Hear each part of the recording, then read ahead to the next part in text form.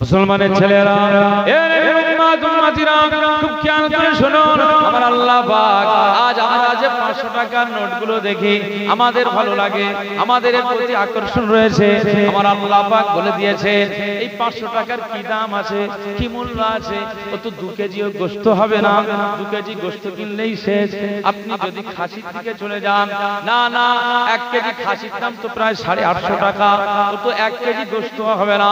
আমার আল্লাহ পাক জানিয়ে দিয়েছেন, আমার বান্দা বান্দীরা, আমি আল্লাহ পাক জানিয়ে দিলাম এই পৃথিবীর জমিনে তোমরা যদি আমি আল্লাহর পক্ষ থেকে পাঠানো যে বিধান তোমাদের উপরে অর্পণ করে দেওয়া হয়েছে, আমার মদিনাওয়ালা, আমার কামলিওয়ালা মা আমেনার বেটা হযরত মুহাম্মদ সাল্লাল্লাহু আলাইহি ওয়াসাল্লাম যেটা তোমাদের কাছে ঘোষণা করে দিয়েছে, তার ঘোষণা মোতাবেক যদি তোমরা দুনিয়ার জীবনে জিন্দেগি চালাতে পারো, সময় মতো সালাত আদায় করতে পারো, তাসবিহ দানা নিয়ে যদি আল্লাহ আল্লাহ জিকিরে মশগুল হয়ে যেতে পারো, আর সানসেটে যে কোরআনুল কারীমটা রাখা আছে ওইটা যদি মাঝে মধ্যে পেড়ে পেড়ে সূরা ইয়াসিন, সূরা মুজাম্মিল, সূরা কালাম, সূরা মুলক যদি তেলাওয়াত করতে পারো, আমার আল্লাহ পাক ঘোষণা করে দিয়েছেন, আমার বান্দা বান্দীরা, আমি আল্লাহ পাক জানিয়ে দিলাম পৃথিবীর জমিনে যদি তোমরা ভালো ভালো কাজ করতে পারো, নেকির কাজ করতে পারো, 500 টাকার নোট নয়, আমি আল্লাহ পাক জানিয়ে দিলাম জান্নাতের ভিতরে কোটি কোটি টাকার সম্পদের থেকে আরো দামি জাহারাত হীরা মণি মুক্তা করে জাহারাত দিয়ে আমি আল্লাহ পাক ইটগুলো বানিয়েছি, সোনা আর রূপা দিয়ে বানিয়ে রেখেছি। জান্নাতের থাম্বাগুলো দুনিয়া দিয়েও একটা থাম্বার দাম তোমরা আদা করতে পারবে না। আমি আল্লাহ পাক জানিয়ে দিলাম পৃথিবীর জমিনে যদি তোমরা আমার হুকুম হাকামকে পালন করতে পারো, আমি আল্লাহ পাক জানিয়ে দিলাম যদি এক ওয়াক্ত নামাজ আদা করো, তো আমি আল্লাহ পাক জানিয়ে দিলাম এক ওয়াক্তের নামাজের বিনিময়ে আমি আল্লাহ যদি খুশি হয়ে যায়, এই খুশি হওয়ার বিনিময়ে আমি আল্লাহ তোমার মতো বান্দাকে 500 টাকার নোটের তো কোনো মূল্য নাই, আমি আল্লাহ পাক কিয়ামতের ময়দানে ওই কোটি কোটি টাকার থেকেও দামি সম্পদ আমি আল্লাহ পাক তোমাকে জান্নাতি বানিয়ে দেব। আল্লাহ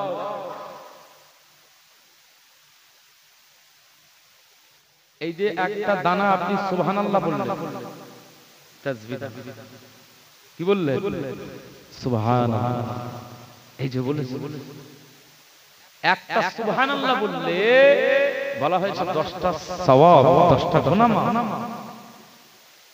অন্তর দিয়ে কেউ যদি একবার আল্লাহর পবিত্রতা বর্ণনা করে, তো হাদিসে এসেছে নূর নবীজি বর্ণনা করেছে 10টা সওয়াব শুধু তাই নয়, আমার আল্লাহ খুশি হয়ে যান তো বান্দার উপরে জমিন আর আসমান, এই যে জমিন আর আসমান কতটা ডিসটেন্স পরিমাপ করা যাবে, এতটা ডিসটেন্স ফাঁকা জায়গা রয়েছে। আপনি তাসবিহ দানে পড়েন সুবহানাল্লাহ সুবহানাল্লাহ সুবহানাল্লাহ সুবহানাল্লাহ সুবহানাল্লাহ সুবহানাল্লাহ, এরপরে চলে এসেছে আলহামদুলিল্লাহ আলহামদুলিল্লাহ আলহামদুলিল্লাহ আলহামদুলিল্লাহ, এরপরে চলে এসেছে আল্লাহু আকবার আল্লাহু আকবার আল্লাহু আকবার আল্লাহু আকবার। এই যে 100টা দানায় আপনি আপনার রব্বে করিমের আপনি নামের জিকির করলেন, তখনও বললেন সুবহানাল্লাহ, আল্লাহ আপনি সমস্ত ত্রুটি থেকে মুক্ত, আপনি পবিত্র। এরপরে বললেন আলহামদুলিল্লাহ, আল্লাহ পাক সমস্ত প্রশংসা আল্লাহ আপনার, কারণ এই জমিনে আমার মতো গুনাহগার বান্দা বান্দিকে না না আপনি আমাকে জন্তু করেন নাই, আপনি আমাকে জানোয়ার বানান নাই, আপনি আমাকে কীট পতঙ্গ বানান নাই, আল্লাহ পাক আপনি আমাকে মনুষ্য জাতির ভিতরে পাঠিয়ে দিয়েছেন, আল্লাহ পাক এই মনুষ্য জাতি করে আমাকে পাঠিয়ে দিয়েছেন, উৎকৃষ্ট আকৃতি দিয়ে দিয়েছেন, পৃথিবীর জমিনের আশরাফুল মাখলুকাত করে পাঠিয়ে দিয়েছেন, আল্লাহ পাক এজন্য আপনার প্রশংসা আদায় করি আলহামদুলিল্লাহ। কত মানুষের দুটো চক্ষু নাই, কত মানুষের একটি হাত নাই, কত মানুষের দুটো পায়ের একটি পা নাই, কেউ জন্মগ্রহণ করেছে, এই সমস্ত জন্মগ্রহণ করা ভূমিষ্ঠ হওয়া বাচ্চাদের দুটো পা নাই, দুটো হাত নাই, পৃথিবীর জমিনে এমন মানুষ আছে না নাই? মুসলমানের ছেলেরা, এ নবীর উম্মত উম্মতিরা, খুব খেয়াল করে শুনুন। এজন্য আল্লাহ আপনার আলহামদুলিল্লাহ প্রশংসা করছি। আমার দুটো হাত দিয়েছেন অক্ষত, আমার হাতের যে সচল অবস্থায় রেখে দিয়েছেন, দুটো পা দিয়ে দিয়েছেন, মাথা দিয়েছেন, মস্তিষ্ক দিয়েছেন, বিবেক দিয়ে দিয়েছেন, দুটো চক্ষু আপনি আমাকে দান করে দিয়েছেন। না সূর্য কেমন দেখতে পাই, চন্দ্র কেমন দেখতে পাই, পৃথিবীর নদ নদী কেমন দেখতে পাই, পাহাড় পর্বত দার্জিলিং আর আমরা কাঞ্চনজঙ্ঘা পাহাড় পর্বত ঘুরতে যাই, দীঘা সমুদ্র সৈকত দেখতে যাই, না না আমরা পৃথিবীর জমিনে কাশ্মীর বেড়াতে যাই, নৈনিতাল ঘুরতে যাই, পৃথিবীর জমিনের বিভিন্ন দেশে যাই, মালয়েশিয়াতে যাই, জাপানে যাই, জার্মানি যাই, আমেরিকাতে যাই, দুবাইতে যাই, বিভিন্ন জায়গার বিচ ঘুরতে যাই। এ নবীর উম্মত উম্মতিরা, আমাদের দুটো চোখের পাওয়ার আমার আল্লাহ দান করে দিয়েছেন বলে এই সব কিছু আমরা দেখতে পাই। এ নবীর উম্মত উম্মতিরা, খুব খেয়াল করে শুনুন, আমার আল্লাহ পাক আমাদের জন্য কত নিয়ামতের ব্যবস্থা করেছেন। আমার আল্লাহ পাক কুরআনুল কারীমে জানিয়ে দিয়েছেন, সূরা বাকারা, আল্লাযী জাআলা লাকুমুল আরদা ফিরাশা, পৃথিবীর জমিনকে আমি আল্লাহ পাক তোমার মতো বান্দাদের জন্য, তোমাদের মতো বান্দা বান্দীদের জন্য আমি আল্লাহ পাক এই জমিনটাকে বিছানা করে দিলাম। না না, আমি আল্লাহ পাক ওয়াস সামাআ বিনাআ, আমি আল্লাহ পাক তোমাদের মতো বান্দা বান্দীদের পৃথিবীর জমিনে বসবাসের উপযোগী করবার জন্য আমি আল্লাহ পাক বিছানা যেমন করে দিলাম, ঠিক আসমানটাও তোমাদের জন্য সামিয়ানা করে দিয়েছি। মুসলমানের ছেলেরা, এ নবীর উম্মত উম্মতিরা, খুব খেয়াল করে শুনুন, আমাদের পুকুরের পানির প্রয়োজন হয়ে পড়ে, মৎস্য চাষ করি, জলকারের পানির প্রয়োজন হয়ে পড়ে, মৎস্য চাষ করি, খাল বিল নদী নালা থেকে আমরা পানিগুলোকে আমরা পানির ব্যবস্থা করে আমার জলকারের সঙ্গে সংযোগ করে দেই। এই পানি কোথা থেকে পেলেন? আমার আল্লাহ পাক বলে দিয়েছেন, ওয়া আনজালা মিনাস সামাই মাআ, আমি আল্লাহ পাক তোমাদের জন্য আসমান থেকে তোমাদের ফল ফলাদির জন্য, তোমাদের রিজিকের ব্যবস্থার জন্য আমি আল্লাহ পাক আসমান থেকে বৃষ্টির ফোঁটা নাজিল করে দেই। শুকনো জমিটা যখন ভিজে যায়, তরুলতা বার হয়ে যায়, ফল ফলাদি হয়ে যায়, আপনার গাছ গাছালি সতেজ হয়ে যায়, তার থেকে আপনি ফল পড়ে খান, আমের স্বাদ নেন, আপেলের স্বাদ নেন, আপনি বেগুনের স্বাদ নেন, তরমুজের স্বাদ নেন। এ নবীর উম্মত উম্মতিরা, এই সবগুলো আমি আল্লাহ পাক আপনাদের জন্য ব্যবস্থা করে দিয়েছি। তাই আজকে আপনি বান্দা, তাই আজকে আপনি বান্দি, আমি আল্লাহর পক্ষ থেকে এত কিছু নিয়ামত পাওয়ার পরে আজ আপনি তাসবিহ দানাতে আলহামদুলিল্লাহ আলহামদুলিল্লাহ আলহামদুলিল্লাহ পড়তেছেন। আমি আল্লাহ পাক জানিয়ে দিলাম, লা ইন শাকারতুম লা আযীদান্নাকুম, পৃথিবীর জমিনে যারা বেশি আমার শুকরিয়াতে মশগুল হয়ে যায়, আমার প্রশংসায় মশগুল হয়ে যায়, আমি আল্লাহ পাক জানিয়ে দিলাম ওই বান্দা বান্দির তত বেশি রিজিকে রুজিতে আমি আল্লাহ বরকতের দরজা খুলে দেই। জোরে বলবেন না?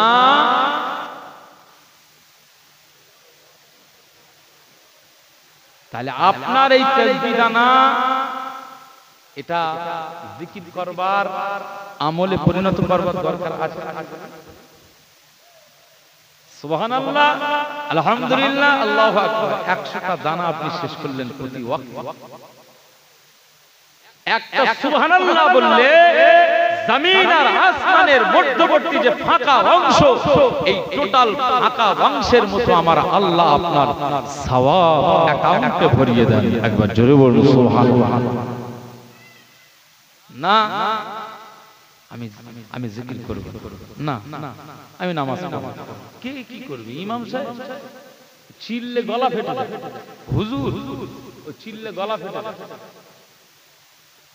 আমি ইবাদত করব, আমার টাকার দরকার। কিসের দরকার বলে? টাকার দরকার। সন্দীপ দা এখন লটারির কাউন্টার খুলে বসে, সকাল সন্ধ্যা সেখানে গিয়ে, সন্দীপ দা খবর ঠিক আছে? হ্যাঁ বাজাচ্ছে এরকম। সকালে তো কয়েকটা টিকিট কেটে গিয়েছিলাম, আবার তো সন্ধ্যাবেলায় বাঁধবে বলে মনে হয় 1 কোটি টাকার বাম্পার লটারি? না, আমি পাখা নেব না, আমি আপনাদের, কারণ আমার ওই ঠান্ডা লেগে যাবে, এই জন্য। ছেলেরা লটারি কাটে না বলে? ব্যাপক হারে এই পশ্চিম বাংলার জমিনে সরকার কর্তৃক, সরকার অনুমোদিত লটারি যেভাবে ছেয়ে ফেলেছে, আমাদের মুসলিম জাতি শেষ হয়ে যাবে। মনে রাখতে হবে, আমাদের দরকার দুনিয়া নয়, আমাদের দরকার আখিরাত। 1 কোটি টাকার বাম্পার লটারির আমাদের স্বপ্ন নয়, বরং 1 টাকার ইনকামেই আমাদের জান্নাতের স্বপ্ন আদায় করতে হবে। একবার জোরে বলুন সুবহানাল্লাহ। এটা যদি কোন উম্মত মুস্তাফার গোলাম, মদিনাওয়ালার গোলাম যদি এটা দুনিয়ার জমিনে স্বপ্ন দেখতে পারে, তো তার ইন্তেকাল হবে, মরণ হয়ে যাবে। মরণ হয়ে যাওয়ার পরে অবশ্যই আমার আল্লাহ তার কবরটাকে দরজাওয়ালা কবর বানিয়ে দেবে। একবার জোরে বলুন সুবহানাল্লাহ। আপনি ফাঁকা জায়গায় বসেন কেন? ভিতরে বসেন, ভিতরে বসেন। আলহামদুলিল্লাহ, আপনারা যে ঠাসা মানুষ বসে রয়েছেন, আপনাদের শুকরিয়া জ্ঞাপন করছি। এই গরমের মধ্যে আপনারা যে এত কাছাকাছি ঘন ঘন ভাবে সব বসে রয়েছেন, আপনাদের দেখে আমার জানটা ভরে যাচ্ছে। আলহামদুলিল্লাহ, আপনাদের জন্য দোয়া চাই। আজকের মাহফিলটা আপনাদের সকলের নাজাতের ওসিলা বানান, গুনাহ মাফ করে দেন। আমার আপনার প্রত্যেককে আমার আল্লাহ হেদায়েতের নূর আমার আল্লাহ দান করে দেন। আমরা যেন প্রত্যেকেই সিরাতে মুস্তাকিমের অনুসারী হয়ে আমার আল্লাহ তাআলার বিধি বিধান মেনে দুনিয়ার জমিন থেকে খাঁটি গোলাম এবং মুস্তাফায়ে কামলিওয়ালার একজন খাঁটি উম্মত হয়ে যেন কাফন পরে কবরে যেতে পারি। বলুন সকলে আল্লাহুম্মা। যদি বলবেন না আল্লাহুম্মা আমিন। এটা দুরূদ শরীফ। আল্লাহুম্মা সাল্লি আলা সাইয়্যিদিনা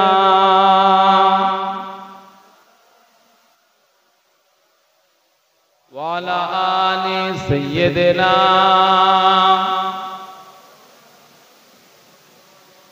অনেকে দেখছি যে একটু গায়ে অ্যালার্জিটাই বেশি গেছে, মানে এনার্জি লেস, অ্যালার্জি, খাওয়ার প্রতি অনীহা, গায়ে অ্যালার্জি হলে অনেক কিছু বাসক, ডাল খাওয়া যাবে না, এটা সেটা হবে না, ইচ্ছাই থাকে গোশত খাবে না।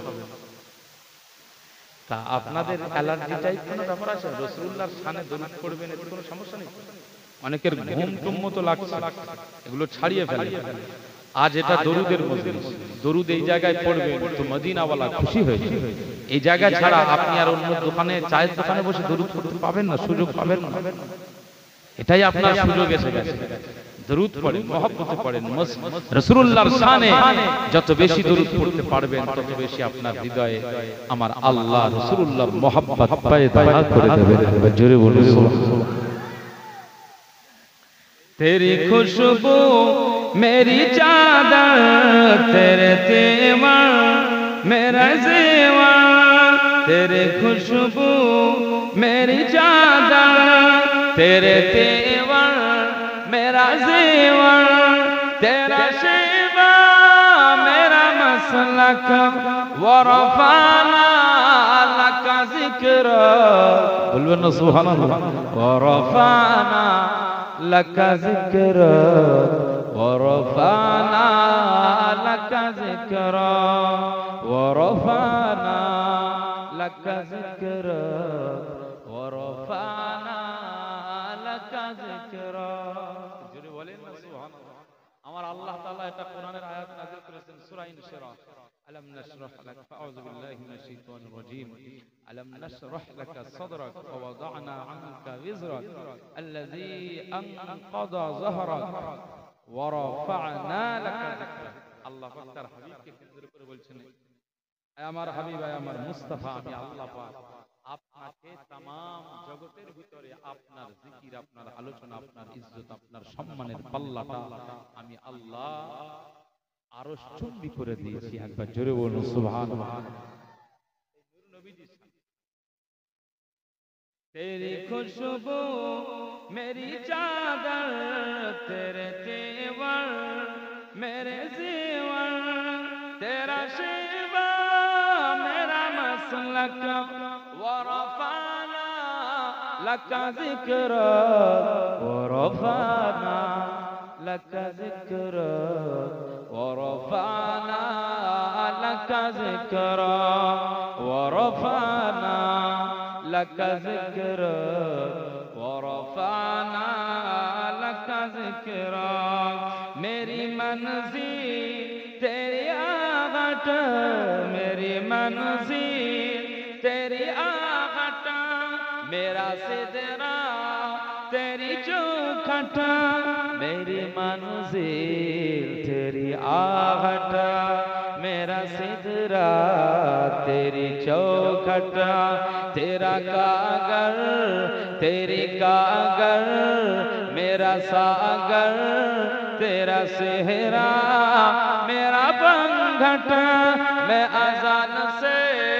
तेरा प्यासा ना हो खाली मेरा कासा तेरे बारी तेरा बालक वरफाना लका जिक्र जी बोले न सो वरफाना लका जिक्र वरफाना लका जिक्र वरफाना लका जिक्र वरफाना लका जिक्र तेरी मिदहत मेरी बोली तू खजाना में हो झोली तेरी मिदहत मेरी बोली तू खजाना में हो झोली तेरा साया मेरी काया तेरा झोंका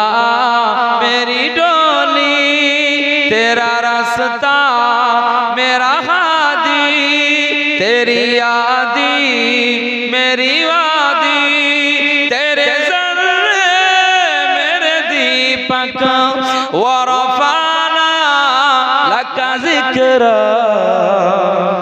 जरे बोले न सुभान वरफाना लका ज़िक्र वरफाना लका ज़िक्र वरफाना लका ज़िक्र वरफाना लका ज़िक्र तेरी खुशबू मेरी चादर तेरे तेवर मेरा ज़ेवर तेरा शाह तेरे तेवर मेरा ज़ेवर तेरा शिवा मेरा मसलक वरफाना लका ज़िक्र वरफाना लका ज़िक्र वरफाना लका ज़िक्र वरफाना लका ज़िक्र वरफाना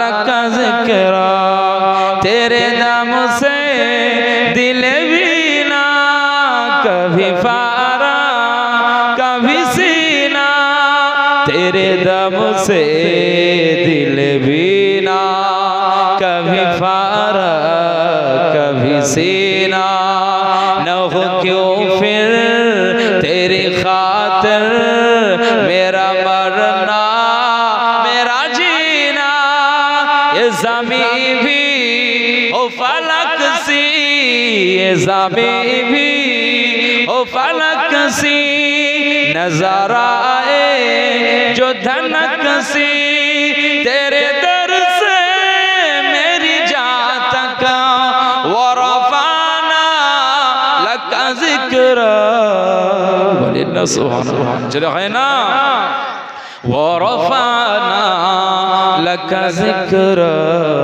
वरफाना लका ज़िक्र वरफाना लका ज़िक्र वरफाना लका ज़िक्र तेरी खुशबू मेरी चादर तेरे तेवर मेरा ज़ेवर तेरे तेवर मेरा ज़ेवर तेरे शिबा मेरा मसलक वरफाना लका ज़िक्र যিকরা ওয়া রাফা'না লাকা যিকরা ওয়া রাফা'না লাকা যিকরা ওয়া রাফা'না লাকা যিকরা ওয়া রাফা'না লাকা যিকরা আল্লাহুম্মা সাল্লি আলা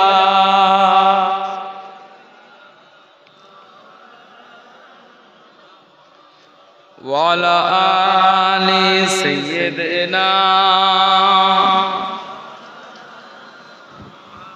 আমার দিনদার ইমানদার ভাইরা, নেককার আল্লাহওয়ালা বাবাজিরা, আমার মুরব্বী চাচাজিরা, সম্মানিত মা এবং বোনেরা, আজকের এই দক্ষিণ খড়গাছি আবু জাফরিয়া সিদ্দিকিয়া হিফজুল কোরআন হাফিজিয়া মাদ্রাসা প্রাঙ্গণে বার্ষিক মিলাদুন নবী সাল্লাল্লাহু আলাইহি ওয়াসাল্লাম মাহফিলে আপনারা এসেছেন।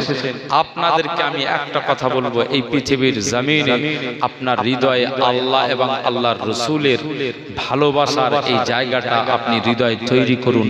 দেখবেন পৃথিবীর জমিনে আপনি যেমন আমার আল্লাহর পক্ষ থেকে সম্মানিত হবেন, ঠিক তেমনি ভাবেই আখিরাতেও আমার আল্লাহ তাআলার পক্ষ থেকে মর্যাদা সম্পন্ন হয়ে হাসরের ময়দানে উঠবেন। একবার জোরে বলুন সুবহানাল্লাহ। এইভাবে চলার একটু চেষ্টা করুন। ছেলেগুলোকে একটু বলেন, হাফ প্যান্ট পরা শুরু করেছে, ইয়াং ছেলেরা হাফ প্যান্ট পরে ঘুরতেছে, মসজিদের ধার দিয়ে যাচ্ছে, চায়ের দোকানে বসে রয়েছে, হাজী সাহেব যাচ্ছে সিগারেট টানতেছে। একটু এইসব ছেলেগুলোকে বলেন যে হাফ প্যান্ট পরা যাবে না, একটু বলে দেন। এটা সতর আলগা হয়ে যাচ্ছে। সতর ঢাকা কি ফরজ না ফরজ না? সতর ঢাকা ফরজ না ফরজ না? আমাদের যুবক ছেলেরা যে এইভাবে হাফ প্যান্ট পরে ঘুরছে আর পাবজি মারতেছে, আল্লাহর দরবারে নাজাত পাবে তো?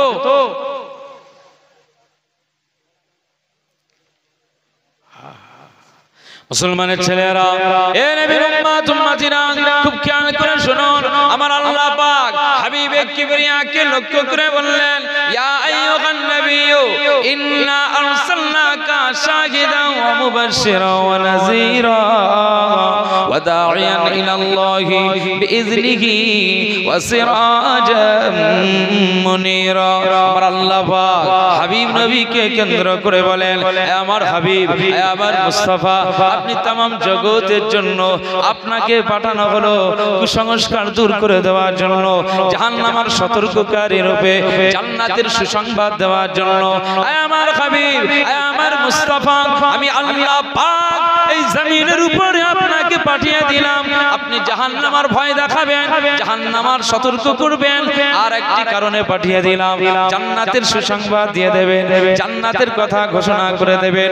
এই নূর নবীজি সাল্লাল্লাহু আলাইহি ওয়াসাল্লাম আমাদের কাছে এসেছে ১৫০০ বছর আগে মক্কাতুল মুকাররমাতে।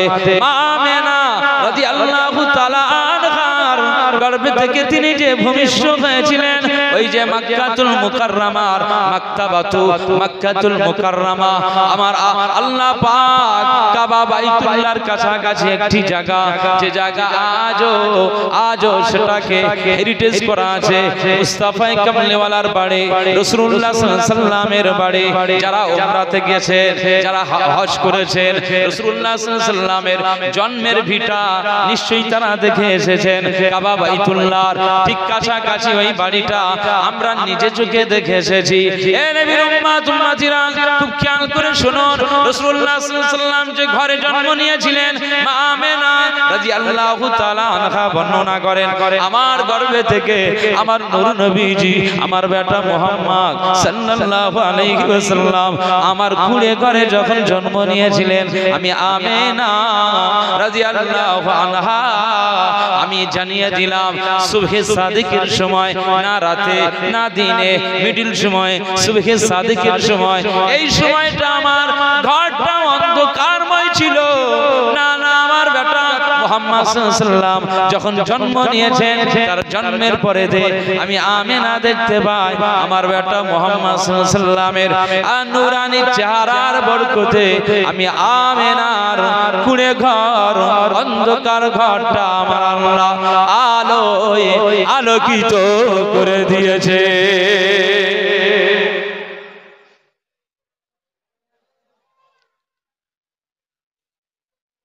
রাসূলুল্লাহ সাল্লাল্লাহু আলাইহি ওয়াসাল্লাম যে ঘরে জন্ম নিয়েছিলেন ১,৫০০ বছর পরে আমরা সেই ঘরে নিজে চোখে দেখে অন্ধকার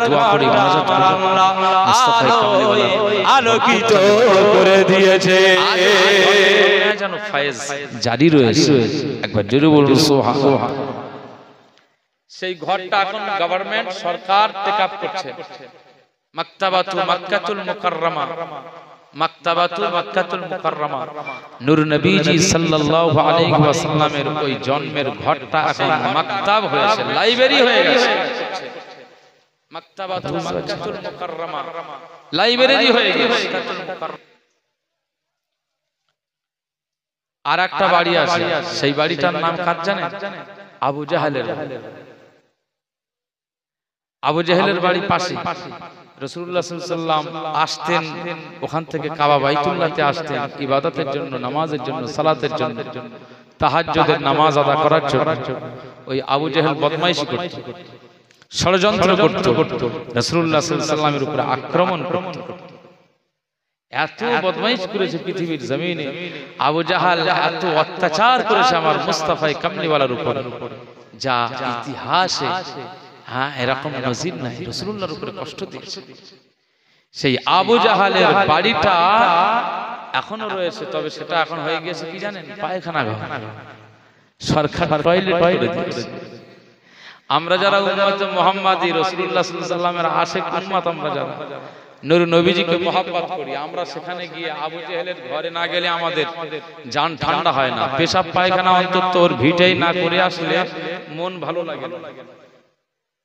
জীবনে আবু জাহেলকে তো চোখে দেখিনি, ইতিহাস পড়েছি, তো তার যা কর্মকাণ্ড ছিল। রাসূলুল্লাহ সাল্লাল্লাহু আলাইহি ওয়াসাল্লাম কাবা বাইতুল্লাহতে সিজদাতে রয়েছেন, আবু জাহেলের নির্দেশ, কে আসো, এই মুহাম্মদ সাল্লাল্লাহু আলাইহি ওয়াসাল্লামের পিঠের উপরে মরা উটের নাড়ি ভুঁড়িগুলো চাপিয়ে চাপিয়ে দিন দুনিয়ার বাদশা হাবিবুল্লাহ নবী জনাবে মুহাম্মদ রাসূলুল্লাহ সাল্লাল্লাহু আলাইহি ওয়াসাল্লাম যখন সিজদাতে কাবা বাইতুল্লাহ আল্লাহর ইবাদতে মশগুল, তার পিঠের উপরে একেবারে বড় পচা উটের নাড়ি ভুঁড়িগুলো যখন চাপিয়ে দেওয়া হচ্ছে, রাসূলুল্লাহ সিজদা থেকে মাথা উঠাতে পারছেন। শারীরিক কষ্ট পেয়েছে না পায়নি বলেন? এই কষ্টটা আবু জাহেল দিয়েছে। আবু জাহাল তিনি বলেছেন, সে বলেছে দারুন নাদওয়াতে মক্কার নেতাদের একটা বৈঠক হয়, আলোচনা সভা, যে মুহাম্মদ সাল্লাল্লাহু আলাইহি ওয়াসাল্লামের যে মাথা মোবারক কাটতে পারবে, তিনি বলেছেন তার এত টাকা উপহার দেওয়া হবে, এত টাকা আর্থিক উপহার দেওয়া হবে, এত টাকা বকশিশ দেওয়া হবে, এইটা দেওয়া হবে, সেটা দেওয়া হবে। মুহাম্মদ সাল্লাল্লাহু আলাইহি ওয়াসাল্লামের মাথা মোবারককে কেটে আনতে পারবে। হ্যাঁ, আবু জাহাল আসের এইসব নির্দেশ মনে রাখবেন, আমার আল্লাহ যাকে হেদায়েত করেন সেই হেদায়েত হয়ে যায়। তবে মনে রাখতে হবে রাসূলুল্লাহ সাল্লাল্লাহু আলাইহি ওয়াসাল্লামের আদর্শের কারণে সাহাবারা হেদায়েত হয়ে গেছে। হযরত উমর ফারুক রাদিয়াল্লাহু আনহু এই মাথা মোবারক আলাদা করে দেওয়ার জন্য হযরত উমর ফারুক তলোয়ার নিয়ে বার হয়েছিল না হয়নি বলে? এসব ঘটনা আপনাদের জানা আছে, কিন্তু পরিশেষে দেখা গিয়েছে কি হযরত উমর ফারুক রাদিয়াল্লাহু আনহু রাসূলুল্লাহ সাল্লাল্লাহু আলাইহি ওয়াসাল্লামের মাথা মোবারক তিনি আলাদা করতে গেছেন, কিন্তু দেখা গিয়েছে তলোয়ার হাত থেকে পড়ে গেছে, মুস্তাফার কদমে উমরের গর্দানটা পড়ে গিয়েছে। একবার জোরে বলুন সুবহান। ঈমানি কালেমা পড়ে একজন শুধু মুসলমান নয়, একজন তিনি খলিফার মর্যাদা পেয়েছেন এবং সাহাবীর মর্যাদা পেয়ে তিনি দুনিয়ার জমিনের উপরে আমার আল্লাহর পক্ষ থেকে ঘোষিত জান্নাতি সাহাবীর মর্যাদা লাভ করেছেন। একবার জোরে বলুন সুবহান। সেই আবু জাহেলের বাড়ি রয়েছে, কথা বুঝতে পারছেন? সেখানে সব টয়লেট করে আসছে। তো আমি যে কথা বলছিলাম, রাসূলুল্লাহ সাল্লাল্লাহু আলাইহি ওয়াসাল্লাম মক্কার জমিনে তিনি আবির্ভাব হয়েছেন, আমার আল্লাহ পাক তাকে কি করেছেন? জাহান্নামের সতর্ককারী রূপে পাঠিয়েছেন, জান্নাতের সুসংবাদ দেওয়ার জন্য পাঠিয়েছেন। এই পৃথিবীর জমিনে যদি আপনাকে জিজ্ঞেস করা হয় যে ভাই কয়টা জান্নাত, বলতে পারবেন না পারবেন না? জাহান্নাম কয়টা বলতে পারবেন না পারবেন না? যে জাহান্নাম 7টা, এই জাহান্নাম 7টা, এই তথ্য পেয়েছেন কোথায়? এই তথ্য তো পেতে গেলে আপনার মদিনাওয়ালার কাছে যেতে হবে। উনি তো ঘোষণা করেছেন জান্নাত 8টা, তো কোথা থেকে পেয়েছে? আপনার এই তথ্য নিতে গেলে মদিনাওয়ালার কাছে যেতে হবে। একবার জোরে বলুন সুবহানাল্লাহ।